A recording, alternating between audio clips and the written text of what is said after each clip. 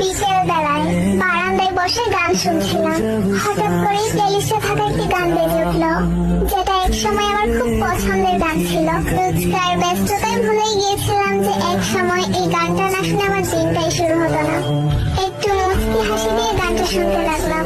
তখনই গানটার মধ্যে একটা কণ্ঠ শুনে চোখ দিয়ে আপনা আপনি পানি গড়িয়ে পড়লো। কোনোভাবেই আর নিজেকে কন্ট্রোল করতে পারলাম না। তাকে নিয়ে আগে কতই না স্বপ্ন দেখতাম, কত গল্প বানাতাম, বান্ধবীদের কানের কাছে সারাদিন চেঁচামেচি করতাম। সত্যি কত না পাগলামি করতাম তার জন্য। ভেবেছিলাম হয়তো তাকে ছাড়া বাঁচতেই পারবো না।